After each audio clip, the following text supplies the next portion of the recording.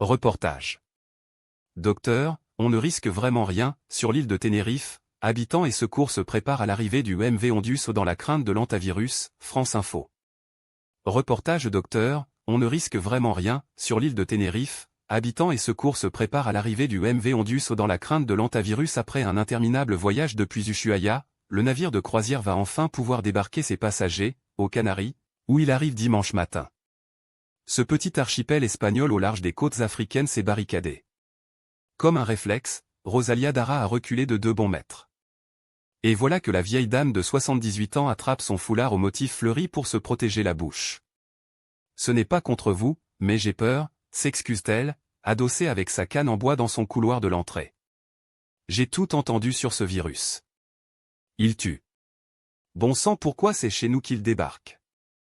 Dimanche 10 mai, quand l'imposant navire de croisière mouillera ses 100 mètres de coque bleue au large du port de Granadilla, sur l'île espagnole de Tenerife, aux Canaries, Rosalía Dara aura pourtant une vue imprenable sur le MV Ondius, peut-être la meilleure. Sa maison jaune clair, posée sur les hauteurs, surplombe l'horizon. Ces derniers jours, en contrebas, l'ancienne gérante d'une mercerie a vu passer des ambulances, des camions de pompiers, des fourgons de police, et même, répète-t-elle, des blindés de l'armée, qui dépassaient des baigneurs rentrant de la plage torse nu, avec leurs serviettes sous le bras. Les infrastructures portuaires, aussi, ont changé de visage. Des barrières ont été installées ici et là. Plus l'arrivée approche, plus la sécurité se fait sentir. Il est vrai que l'île de Tenerife, ce morceau d'Espagne au large des côtes africaines, a perdu de sa quiétude printanière depuis que les autorités ont accepté d'accueillir le bateau de croisière et ses 140 passagers et membres d'équipage, malgré le spectre d'un invité surprise, l'hantavirus. 6 cas confirmés et 2 cas possibles de ce virus rare ont été recensés parmi les croisiéristes, dont 3 mortels. Tous les malades ont déjà été évacués, et aucun des occupants restants ne présente de symptômes, mais la durée d'incubation de l'hantavirus empêche d'écarter toute crainte. Les voyageurs qui vont débarquer sont des contacts à haut risque, résume l'Organisation mondiale de la santé OMS. Dans les couloirs du siège du gouvernement des Canaries, les agendas de tous les responsables politiques ont été balayés d'un coup. Tout tourne autour de ça, glisse une proche du président Fernando Clavijo Batlle.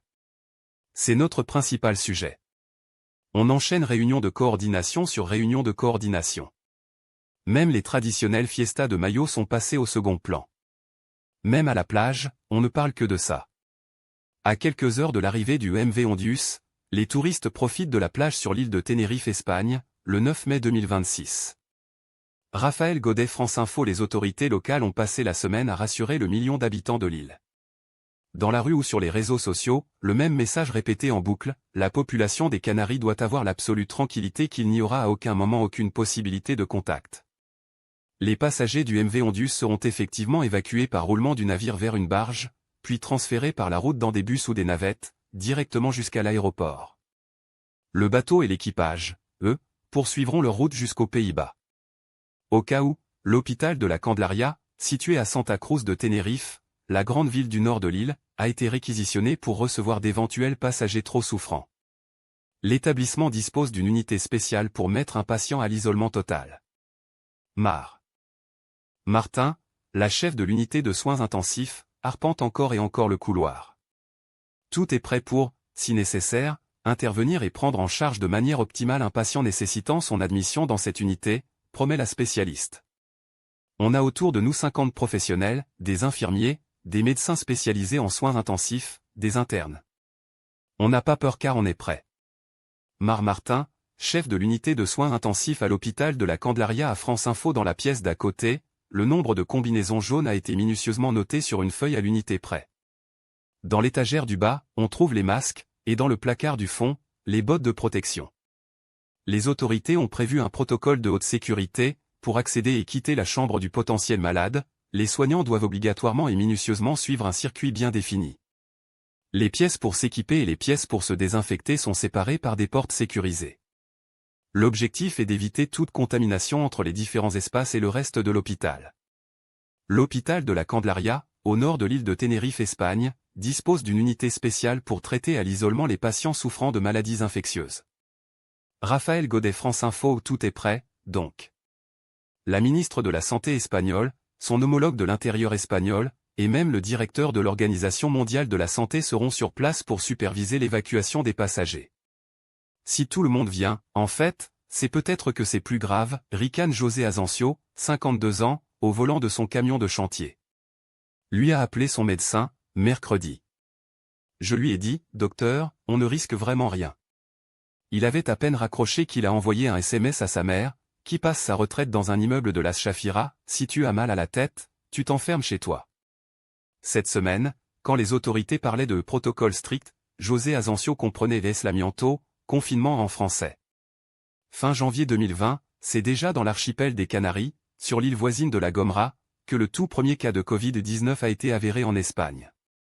Mauvais souvenir, souffle-t-il, avant de tracer la route vers son chantier. À l'aéroport, un loueur de voitures a reçu 2 appels et un mail sur le sujet. À chaque fois, des clients inquiets, en tout cas interrogatifs, est-ce qu'on peut quand même venir? À la pharmacie Plasencia, dans le village d'El Médano, en revanche, on n'a rien noté de spécial.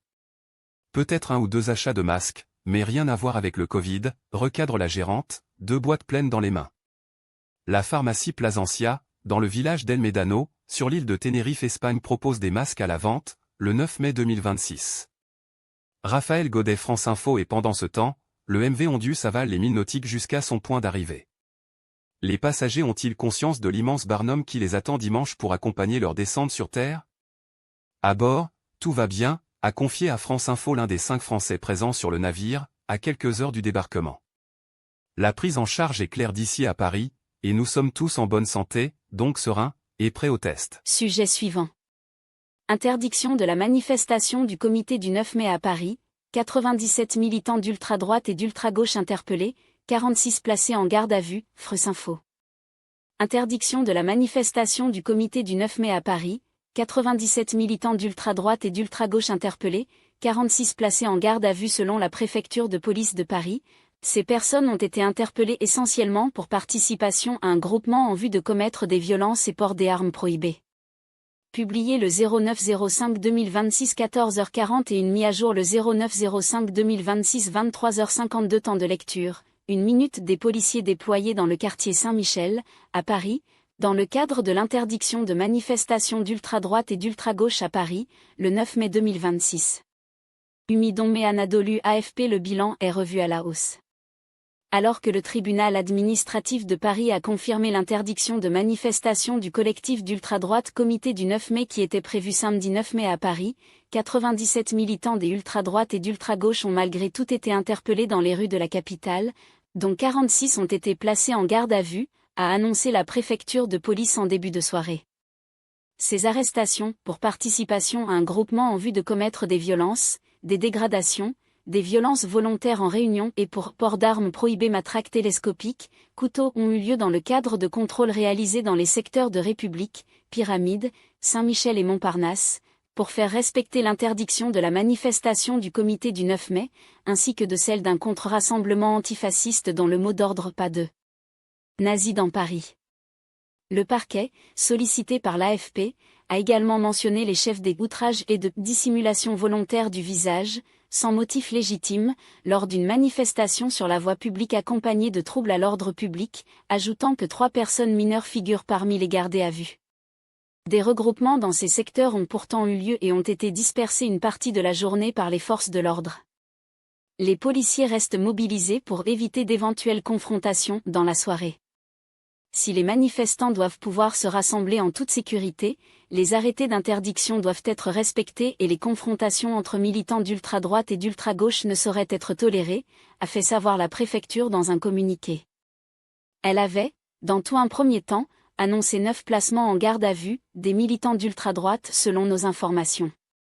Le collectif d'ultra-droite comptait organiser, comme chaque année, une marche en l'honneur du militant d'extrême droite ultranationaliste Sébastien Desieux, mort le 9 mai 1994 après avoir chuté du toit d'un immeuble parisien alors qu'il tentait d'échapper à la police. Pour justifier l'interdiction du rassemblement, la préfecture de police de Paris avait argué que la marche en l'honneur du militant identitaire Quentin Derenc à Lyon, en février de l'année dernière, avait généré des troubles à l'ordre public. Elle a été suivie par les juges des référés. Sujet suivant. Ligue 2, la montée du Mans en suspens après l'interruption du match, Saint-Étienne et Rodez en barrage, Bastiard légué. L'issue de la dernière journée, France Info. Ligue 2, la montée du Mans en suspens après l'interruption du match, Saint-Étienne et Rodez en barrage, Bastia relégué. L'issue de la dernière journée la saison de Ligue 2 s'est achevée, samedi, avec les victoires décisives de Rodez à Annecy 2-1 et de Laval contre Boulogne-sur-Mer 2-1, et celle, qui reste à entériner après une interruption pour des jets de fumigène, du Mans à Bastia 2-0. Publié le 09-05-2026 22h59 mis à jour le 09-05-2026 23h11 temps de lecture, 3 minutes le milieu de terrain Manso Edwin Karchi au duel avec le Bastiais Alexandre Zaoué, le 9 mai 2026 au stade Armand Césari de Bastia. Pascal Pochard Casabianca AFP des larmes de joie, d'autres de détresse. À la veille de l'avant-dernière journée de Ligue 1, l'antichambre de l'élite a déjà baissé le rideau, ou presque, samedi 9 mai au terme d'un multiplex riche en émotions. Alors que le champion, 3, avait acquis sa montée depuis le succès étincelant obtenu contre Saint-Étienne au Chaudron 3-0, les Verts devront passer par les barrages car ils ont été privés de la promotion directe par le Mans. Les Manceaux retrouveront l'élite après 15 années dans les divisions inférieures, à condition que sa victoire à Bastia 2-0 soit entérinée malgré l'interruption du match.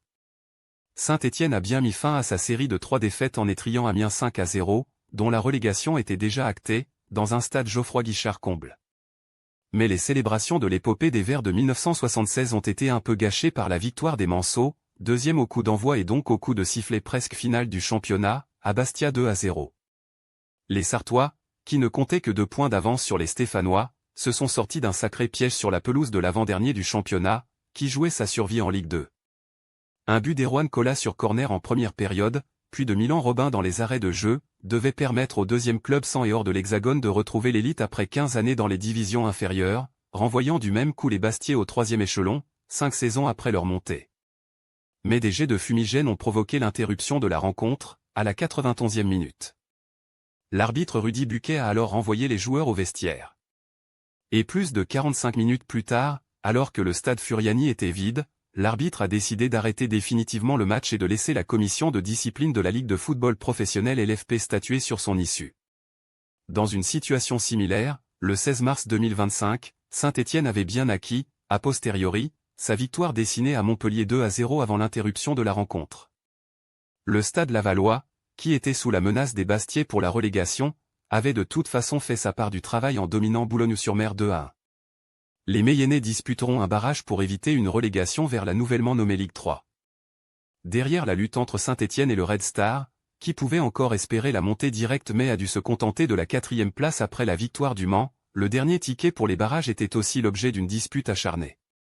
Au coup d'envoi, le dernier strapontin, la 5e place, était la propriété de Rodez.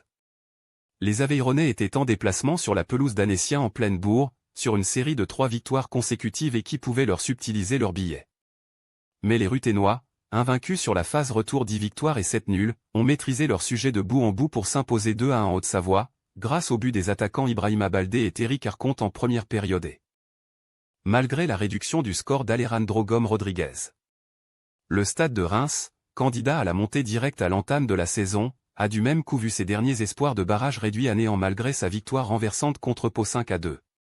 Le calendrier des barrages de promotion en Ligue 1, Red Star, Rodez 12 mai à 20h30, Saint-Étienne, Red Star ou Rodez 15 mai à 20h30, Saint-Étienne ou Red Star ou Rodez, 16e de Ligue 1 aller-retour, 21 et 24 mai le calendrier du barrage de relégation en Ligue 3, 3e du National, Laval aller-retour, 19 mai à 20h30 et 24 mai à 17h. Sujet suivant. Œil de Sauron, soucoupe volante, orbe orange. Pourquoi le Pentagone publie-t-il des documents classifiés sur les ovnis, et que disent-ils? France Info. Œil de Sauron, soucoupe volante, orbe orange. Pourquoi le Pentagone publie-t-il des documents classifiés sur les ovnis, et que disent-ils? À la demande de Donald Trump, le ministère américain de la Défense a mis en ligne plus de 160 documents, dont des photos et des vidéos, jusqu'ici classés secret défense, sur les ovnis et phénomènes aériens non identifiés. Publié le 09-05-2026 19h22 temps de lecture. 4 minutes une image déclassifiée par le Pentagone montrant un phénomène aérien non identifié UAP, à la forme similaire d'un ballon de football, observé près du Japon en 2024 par l'armée américaine, un document qui fait partie des archives publiées le 8 mai 2026. Department of War Getty Images North America AFP. On pouvait croire le Pentagone focalisé sur le Moyen-Orient. Mais le ministère de la Défense américain a délaissé un moment ses considérations terrestres, vendredi 8 mai, et a publié 161 documents déclassifiés sur les ovnis, qu'il appelle phénomènes anormaux non identifiés. Jusqu'ici tenus secrets pour la plupart, certains étant déjà connus, ces 119 fichiers PDF, 28 vidéos et 14 images ont été mis en ligne sur une page Internet dédiée. Les archives proviennent du Pentagone, du FBI, de la NASA ou encore du département d'État américain, et on y trouve des images capturées par ces services, des rapports militaires ou encore des témoignages d'agents fédéraux, parfois récents. Une première salve, qui doit être suivie par d'autres dans quelques semaines. Le ministère dit répondre à un effort de transparence demandé par Donald Trump lui-même, en février.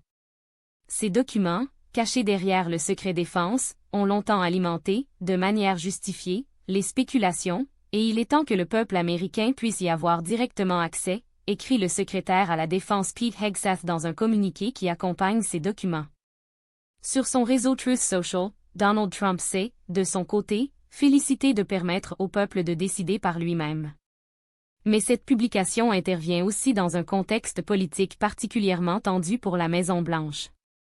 L'administration Trump est critiquée pour sa gestion chaotique de l'affaire Epstein, mais aussi pour son manque de clarté sur les objectifs américains dans la guerre en Iran. Dans ce climat, mettre en avant ces documents sur les ovnis ressemble aussi à une opération de communication calibrée pour reprendre la main sur le terrain médiatique. Parmi les documents publiés figure notamment un dossier datant de décembre 1947 consacré au disque volant. Un document évoque la persistance et la récente multiplication de signalements par des observateurs qualifiés.